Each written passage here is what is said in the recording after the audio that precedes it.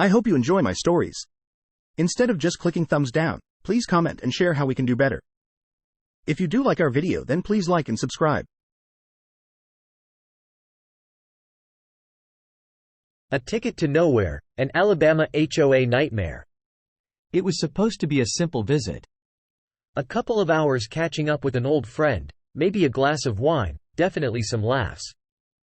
I wasn't even going to stay for dinner, just a quick drop-in. But then the universe decided to throw a wrench into my evening, in the form of a bright orange parking ticket plastered to my windshield. What in the world? I muttered, pulling the ticket off. Who even gives out these things? My friend, Sarah, came outside, looking equally baffled.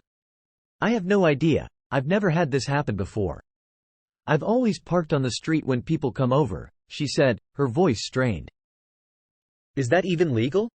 I scanned the ticket. The bold letters at the top screamed, HOA violation, and the offense, parking in designated guest parking only. I rolled my eyes. Sarah's neighborhood, a cluster of cute, identical brick houses, had an HOA, but it had always seemed like a fairly benign presence. This was a whole new level of neighborly oversight. Let's just go, I said, feeling a knot of anxiety tighten in my stomach. I'm not even sure what the penalty is, but I'm not in the mood to deal with this. As I drove home, the ticket simmered in my mind. Sarah had said the guest parking spaces were clearly marked, but I honestly hadn't noticed. I'd parked 2 houses down from hers, on the street, assuming it was like any other neighborhood. Was it even marked?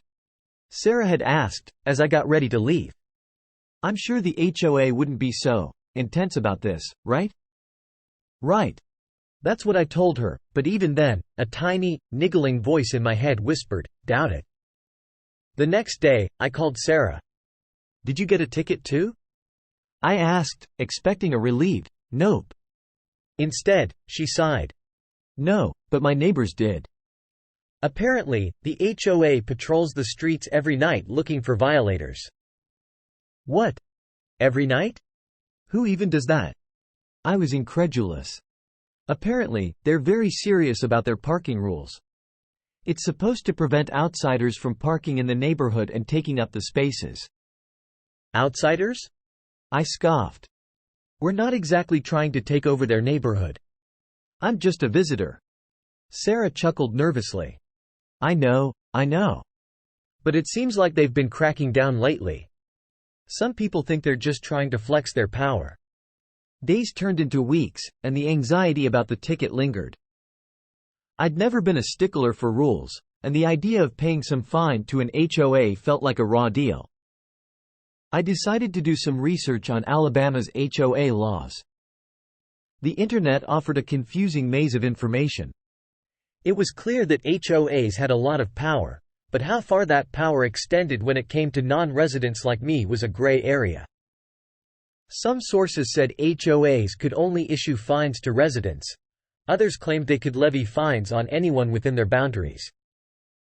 It seemed like the legal landscape was as murky as the swamp I imagined Alabama's landscape to be. The weeks passed. No official notice arrived, no threat of legal action. I started to think it was all a big misunderstanding. The HOA, I convinced myself, had likely realized its mistake and would simply forget about me. Then, one ordinary Tuesday afternoon, the letter arrived. A crisp, white envelope, with a black and white logo emblazoned on the front. I opened it, a knot of dread forming in my stomach. There it was, official and stark, a notice of unpaid parking violation. The fine, $75. A wave of anger washed over me. $75 for a couple of hours of friendly conversation? It was ludicrous. And what about the legal basis for it all?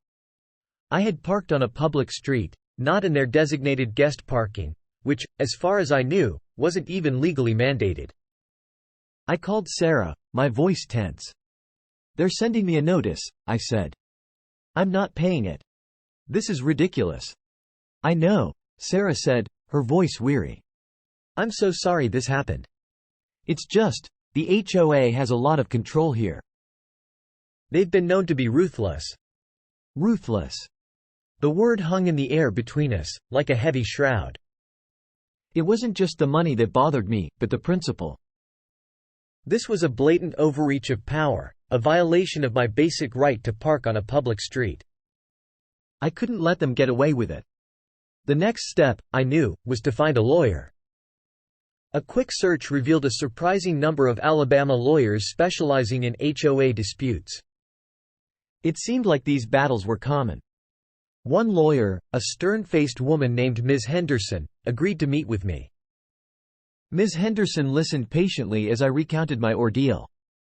She smiled faintly, her eyes glinting with a familiar, almost predatory gleam. "This is a classic case of an HOA exceeding its authority," she said, her voice calm and measured. "Your rights were violated." "So, I can fight it?" I asked, a glimmer of hope flickering inside me. "Absolutely," she said. "We can file an appeal with the HOA board and, if that fails, we can take legal action." I was relieved. Finally, a way out of this mess. Ms. Henderson, however, had a warning. "It can get messy," she said, her smile fading. "These HOAs are notorious for their tenacity. Be prepared for a long, drawn-out battle." "How long?" I asked, anxiety gnawing at my insides.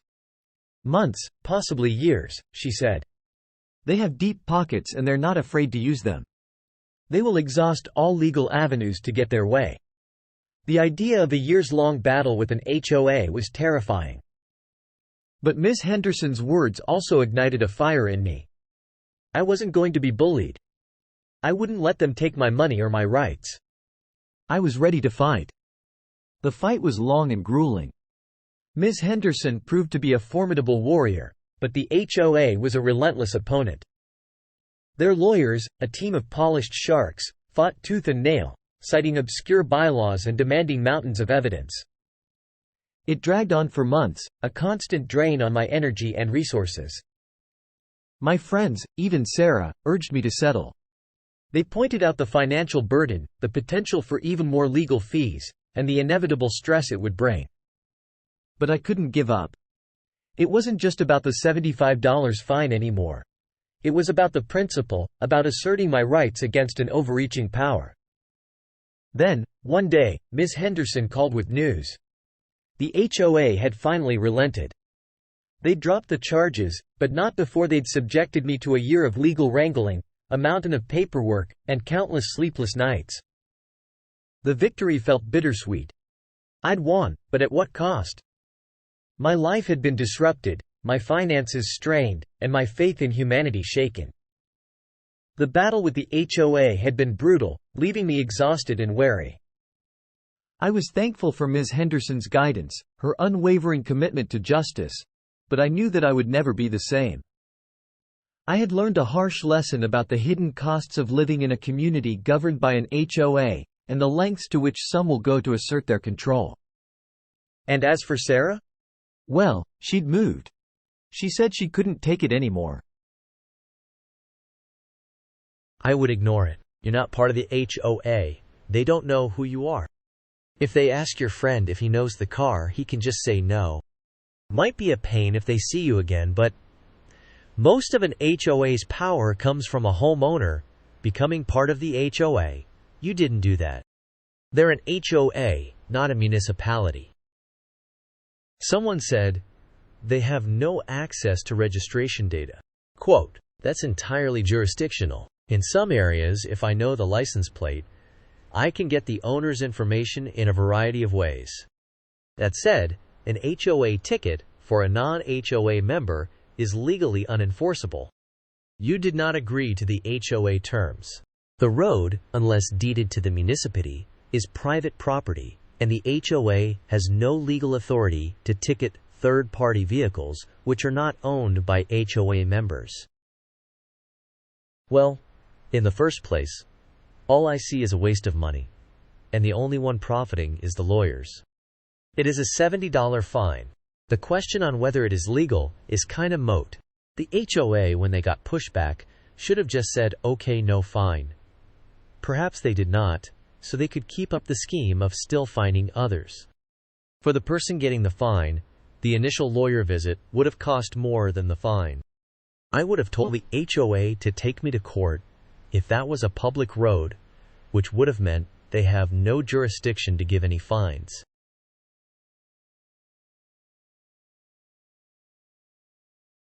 I need to vent, honestly. My wife and I have been on an emotional roller coaster of sorts, and it's all thanks to the property management company of the HOA for the condo we were trying to buy. It's like those folks thought it was their job to make our lives as complicated and miserable as possible. So here's the lowdown. My wife and I were absolutely thrilled when we found this condo. It was perfect, fitting all our criteria, and we could just see our future selves living there, starting a family, and maybe even adopting a dog. We entered escrow with stars in our eyes and dreams in our hearts, blissfully unaware of the disaster that loomed over us. It started innocently enough. Chase, our lender, needed the standard documentation. Nothing out of the ordinary here, right? They sent over a routine questionnaire to the property manager to get some info about the unit and the overall complex. No biggie. Just a formality. We expected a smooth sailing from here, a dotting of I's and crossing of T's. However, Mr. Property Manager decided this simple task was beneath him. Instead of filling out the darn questionnaire, he sent over the entire inspection report for the whole 28-unit project. Talk about overkill. Now you might be thinking, okay, what's the big deal? Well, let me tell you. It's a massively big freaking deal. The killer? The report was basically a ticking time bomb. It detailed all these structural issues and water damage problems in some balconies and roof damage in a few units. I mean, our specific unit was in perfect condition, but apparently the complex itself was falling apart.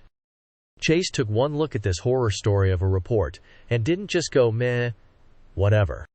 Oh no, according to my lender, they had a legal obligation to send everything over to Fannie Mae and Freddie Mac.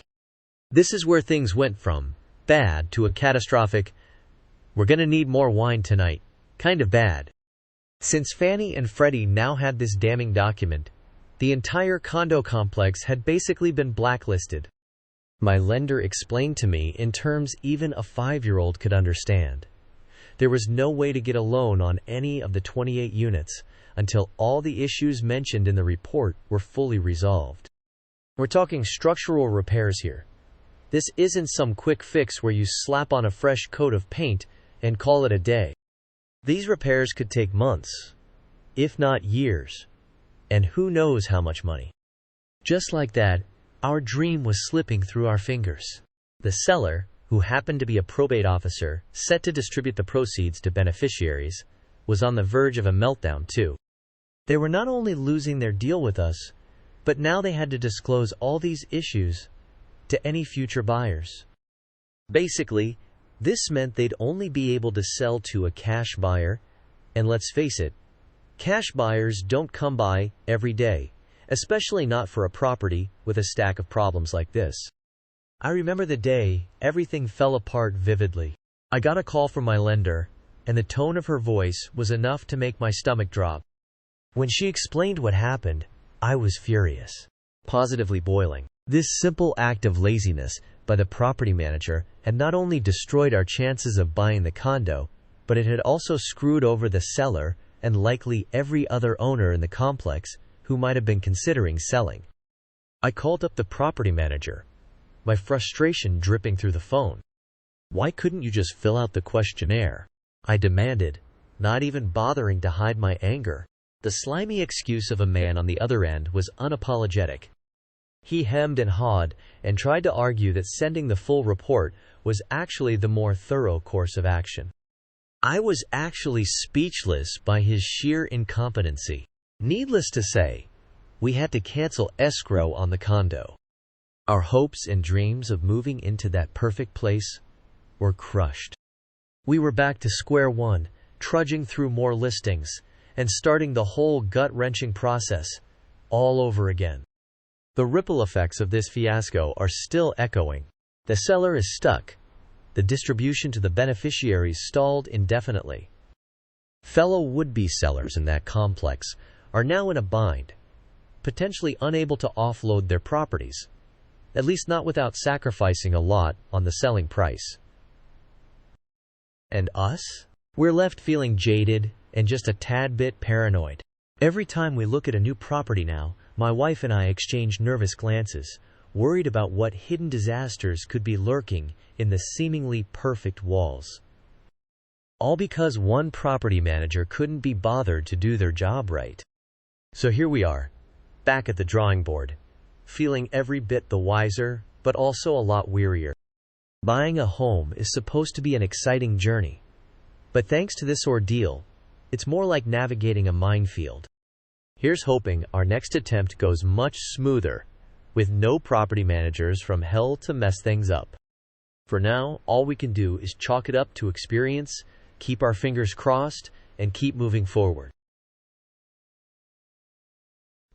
Being a condo owner, you should be very happy this happened. We bought a place and didn't do a deep dive into the property financials. Because of an irresponsible board previous, the reserves were not where they were supposed to be, and they have done 2 increases in 2 years and might do another.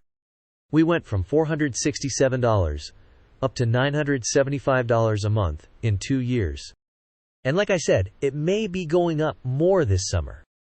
Trust me, this is a blessing, because all those repairs will be shared by all 28 units. I know it sucks and it's disappointing, but you dodged a gigantic bullet. I own a condo, and even though my unit is fine, others have roof and balcony damage. Those are the responsibility of the HOA to maintain, and where do the funds come from? The HOA dues paid by all owners. They have increased significantly over the last 2 years and will continue to go up. Most have agreed you saved yourself some major dollars in the long run. Someone should really just slap you.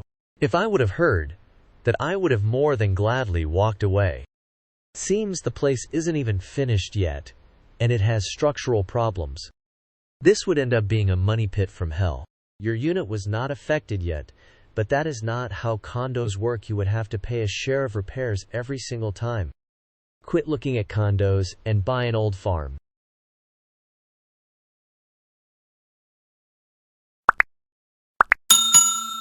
I would like to thank you for watching the video to the end. To encourage us to make more videos, please like, subscribe, comment, as well as share. Check out this other video if you haven't already.